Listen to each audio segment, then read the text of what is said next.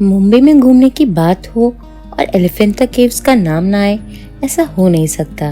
लेकिन इस ट्रिप को और भी स्पेशल बनाता है हमारा 7 महीने का बेबी, क्योंकि आज हम देखने वाले हैं कि एलिफेंटा केव्स बेबी के साथ विजिट करना कन्वीनियंट है या नहीं। इस वीडियो में आपको मैं बताऊंगी कि वहाँ कैसे पहुँचना है, टोटल खर्चा कितना आता है, फेरी का एक्सपीरियंस कैसा है, बेबी के साथ क्या क्या चैलेंजेस आए और क्या एलिफेंटा केव्स फैमिली ट्रिप के लिए वर्थ विजिटिंग है या नहीं। Hi everyone, welcome back to my channel. चलिए शुरू करते हैं। एलिफेंटा केव्स तक सिर्फ फेरी से ही जा सकते हैं और फेरी गेटवे ऑफ इंडिया से मिलती है। हम नवी मुंबई से जा रहे हैं, तो नवी मुंबई से गेटवे ऑफ इंडिया तक हमने कैब करी है क्योंकि हमारे साथ बेबी है। हम पब्लिक ट्रांसपोर्ट से नहीं जाना चाहते क्योंकि उससे बेबी परेशान होगा। तो चलिए चलते हैं।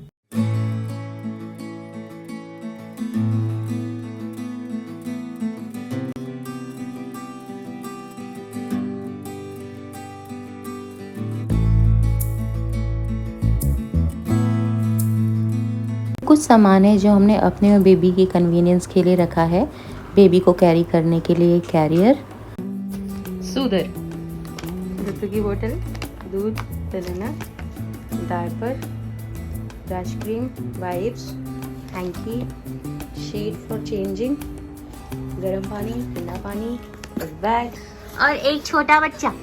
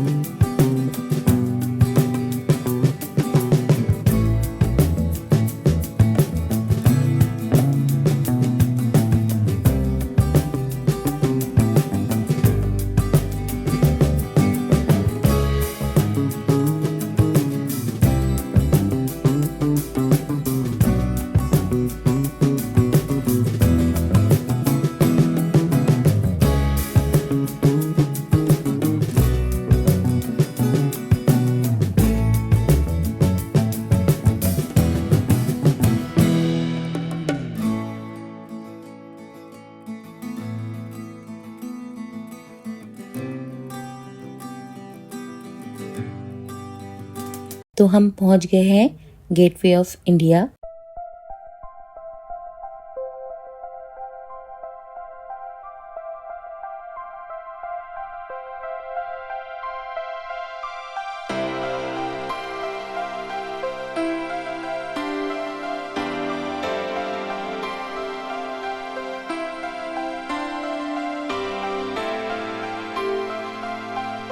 यहाँ पे आप देख सकते हैं पास में ही ताज होटल भी है। यहाँ पे एक टिकट काउंटर है जहाँ से टिकट मिलता है फेरी का, जो कि 290 रुपए का होता है और शायद 10-20 रुपए एक्स्ट्रा दे करके आप ऊपर डेक पे बैठ सकते हैं। हम भी ऊपर बैठे थे, लेकिन यहाँ पे कुछ लोग खड़े रहते हैं, ये जैसे कि ये खड़े हैं, कुछ ऐसे खड़े रहते हैं कि आपको टिकट यहीं से लेना पड़ेगा और कहीं से नहीं मिलेगा।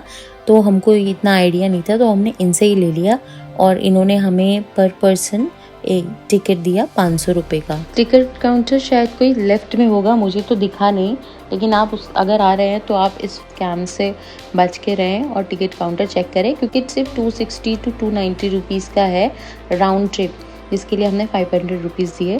काउंटर से जो स्लिप मिलती है वो प्रिंटेड स्लिप रहती है, लेकिन ये जो है ये हैंड रिटन स्लिप देते हैं और आपसे कैश मांगते हैं। यूपीआई पेमेंट रिसीव नहीं एक्सेप्ट करते हैं, कैश ही लेते हैं। तो हमसे 3 लोगों से इन्होंने 1500 रुपीज़ लिए, जो कि हमने 600 रुपीज़ एक्स्ट्रा पे करे। तो यस, बीवेयर। लेकिन ये टिकट राउंड ट्रिप का है।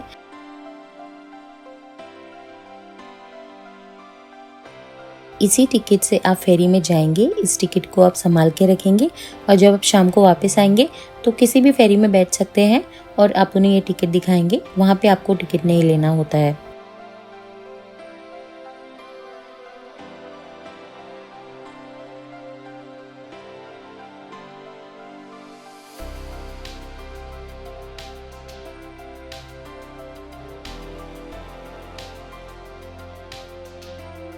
तो चलिए चलते हैं।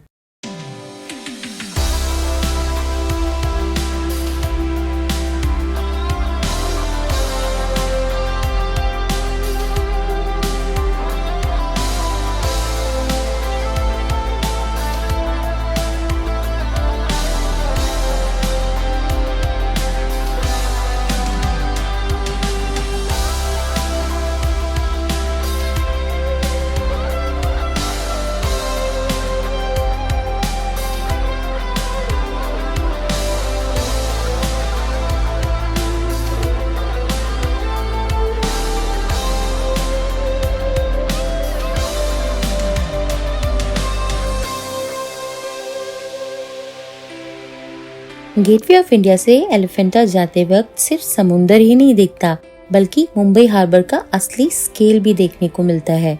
ये भारत का सबसे व्यस्त नेचुरल हार्बर्स में से एक है।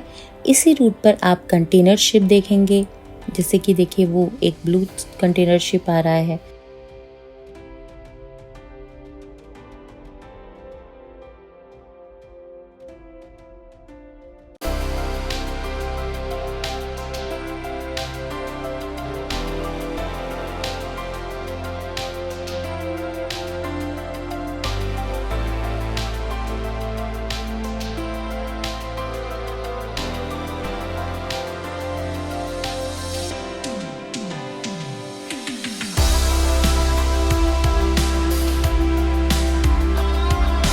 आप ऑयल टैंकर्स देखेंगे, इंडियन नेवी का वॉरशिप, वो देखिए वो है।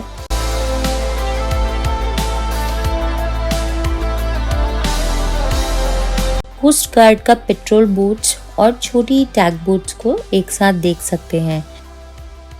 यहाँ पे बहुत सारी पैसेंजर बोट्स, जैसे कि ये फेरी है जिसमें हम जा रहे हैं, ऐसी और फेरीज भी चल रही हैं जो एलिफेंटा आइलैंड से वापस आ रही हैं। एलिफेंटा आइलैंड यहाँ से 15 किलोमीटर दूर है।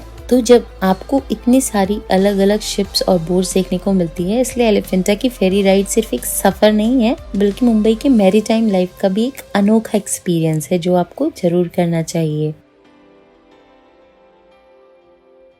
तो हम पहुंच गए हैं जेटी, जहाँ पे आपको फेरी उतार देती है और यहाँ से अब आपको पैदल जाना है।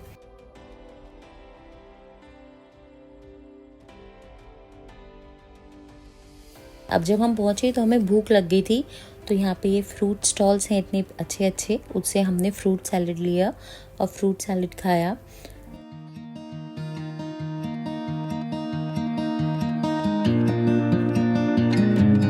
और धूप हो रही थी, इसलिए हमने बेबी के लिए ये हैट भी ली है जिससे इसे धूप ना लगे। और चलिए चलते हैं।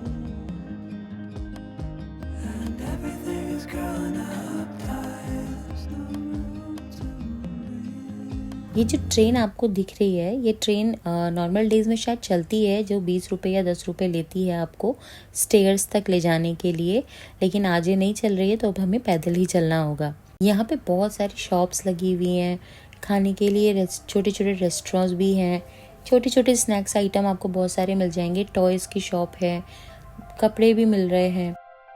विलेज में एंट्री के लिए आपको 5 रुपीज़ का टिकट लेना होगा और फिर आप एलिफेंटा की स्टेयर्स चढ़ना शुरू करेंगे। ट्रेन के बाद आपको थोड़ा वॉक करके ऊपर स्टेयर्स से जाना होता है।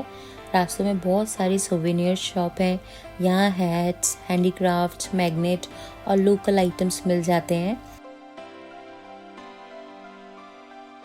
हम बेबी के साथ थे इसलिए थोड़ा ब्रेक ले लेकर के चल रहे थे।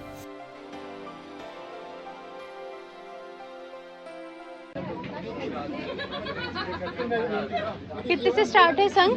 250 से स्टार्टिंग है। और कितने तक है? आपको लेंगे उसे, मेरे पास 4000 तक है बिग साइज। वो वाला 4000। और जो एक चीज़ जो मुझे सबसे अच्छी लगी और जो मैंने ली भी, वो है ये जियोड्स। ये अलग अलग क्वार्ट्स एमेथिस्ट तरीके के ये नेचुरल स्टोन्स हैं। इनका प्राइस भी काफी चीप है। अगर हम नॉर्मल मार्केट से लेंगे तो उसमें बहुत महंगे मिलते हैं, लेकिन यहाँ पे सस्ते मिल रहे हैं। मैंने एक 500 रुपीज का एमेथिस्ट लिया, काफी बड़ा था वो, और साथ में उन्होंने मुझे 200 रुपए का एक वाइट क्वार्ट्ज भी दिया, तो मुझे बहुत अच्छा लगा। और इतनी सारी शॉप्स हैं कि शॉप्स देखते देखते आप ऊपर पहुंच जाएंगे, आपको पता नहीं चलेगा। तो अब हम एलिफेंटा केव्स के गेट पे पहुंच गए हैं। यहाँ पे इंडियंस के लिए सिर्फ 40 रुपए चार्ज है। यहाँ पे नेटवर्क कम आते हैं तो वाईफाई ये प्रोवाइड करते हैं ताकि आप इजीली पेमेंट कर सकें। अगर आप बेबी के साथ आ रहे हैं तो वाटर बॉटल जरूर रखें, बेबी का स्नैक्स और मिल्क रेडी रखें, कैप और सनस्क्रीन कैरी करें। एंट्री के बाद सबसे पहले जो चीज इम्प्रेस करती है वो यहाँ का मैसिव स्टोन कार्विंग। यहाँ पे टोटल 7 गुफाएं हैं। कुछ हिंदू गॉड्स की गुफाएं हैं और कुछ बौद्ध हैं। ये केव्स भगवान शिवा को डेडिकेट की गई हैं। सबसे फेमस है त्रिमूर्ति स्कल्पचर जो लगभग 20 फीट ऊंचा है।